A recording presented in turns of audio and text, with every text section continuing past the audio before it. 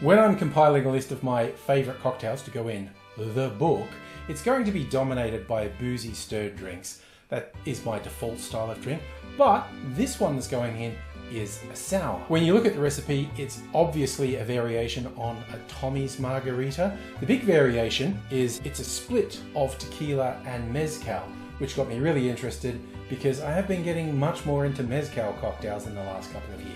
This cocktail is called an Oaxacinite, and it's named after the Mexican state of Oaxaca, where apparently around 80% of the mezcal that makes its way around the world originates.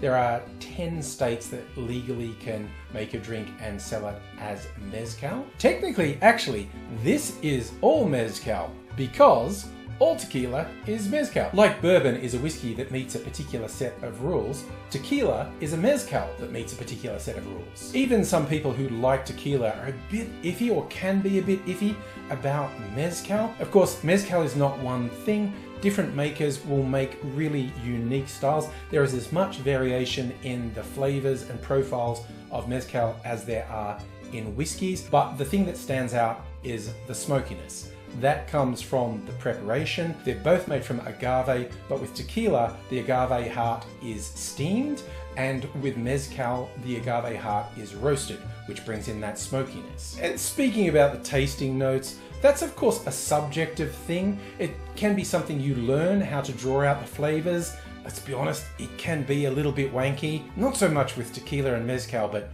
wow, whiskey aficionados with what they go in. They pick up a whiskey and have a sniff, go, I'm getting brioche, orange peel, ooh, some nuttiness and honey, some oak, and someone who's not that into it goes, that smells and tastes like whiskey. So my very unsophisticated tasting notes for the spirits in this cocktail: the tequila, it's very easy drinking, even though it's relatively high proof. You get that classic agave flavor and a surprising amount of sweetness. Reminds me of strawberry. It doesn't taste like strawberries, but the level of sweetness just makes me think of the type of sweetness there is in strawberries. The aroma from the mezcal is like a really nice smoked sweet barbecue sauce.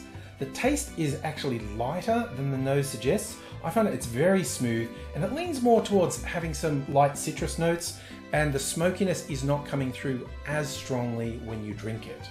One more thing about the cocktail, it's recommend you do a regal shake. And what that means is shaking the cocktail with some citrus peel in with the drink. Now that might sound silly, like what difference does that make? It does actually change the taste of the cocktail, because as you shake, the ice pulverizes the peel, releasing the oils, which can change both the texture and the flavor of the cocktail. The default recipe said to use a swath of grapefruit peel. I don't actually like grapefruit, and I'm not buying a whole grapefruit for one bit of peel, so I'll be adding lime peel to this. That seemed fitting because there's lime juice in this cocktail. Well, that's all the background for the Oaxacinite. Now I will show you how to make it.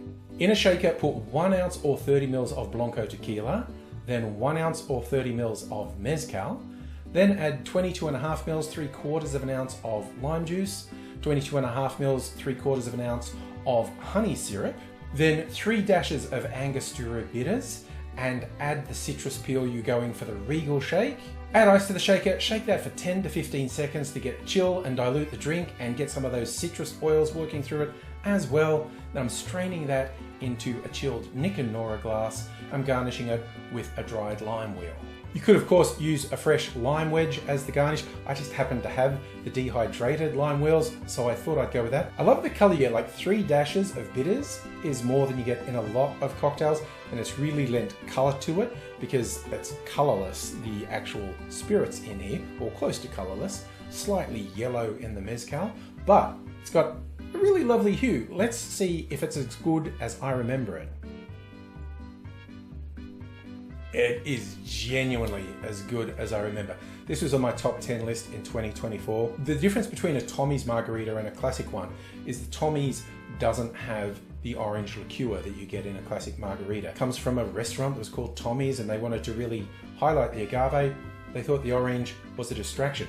I like a classic marg, I like a Tommy's, and I really like this. The smokiness, and using a honey syrup rather than an agave syrup, it's a difference. Well, I was going to say a small difference. That is going to depend on your honey, because, you know, there's honey and there's honey. Use one you like because it'll have quite an influence on the taste. I think it works really well. just change it up. If you're a margarita fan, this is a small variation that takes it in a whole new area. So the margarita template, like all the classic templates, really lend themselves to riffs and experimentation. This is one worth trying. It's called an Oaxacinite. Hope you try it, hope you enjoy it. I hope you come back and see me for some more cocktails right here. Until I do see you again, I'll say cheers.